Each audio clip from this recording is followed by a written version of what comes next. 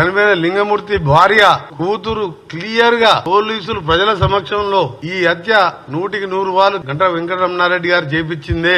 ఈ case hearing వస్తున్నది. దీని మీద దీని మీద దోషులుగా తేలుతారు కాబట్టి కిరాయి అంతకులతో చేపించిండు. ఎవరు కూడా స్థానికులు ఇంత ధైర్యం చేయరని చెప్పి ఓపెన్ గా భార్య బిడ్డ క్లియర్ గా ఏడుస్తూ రోధిస్తుంటే నిజంగా ప్రతి ఒక్కరు కూడా చెల్లించిపోతున్నాం. అంటే ఎటుపోతుంది తెలంగాణ?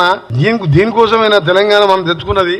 మంత్రిగా ఉన్నా మా ముఖ్యమంత్రి గారిని కూడా దీన్ని వారు కూడా సీరియస్ గా తీసుకుంటారు. ఎందుకంటే ఎట్టి పరిస్థితుల్లో ఆ రోజు కలెక్టర్ మీద దాడి చేసిన కేసులో కూడా ఏ విధంగా జరిగిందో, ఎన్నిసార్లు ఫోన్ మాట్లాడుకుందో, ఎట్టి పరిస్థితుల్లో వదిలిపెట్టే ప్రసక్తి లేదు. ప్రభుత్వం చాలా స్ట్రిక్ట్ గా వ్యవహరిస్తుంది.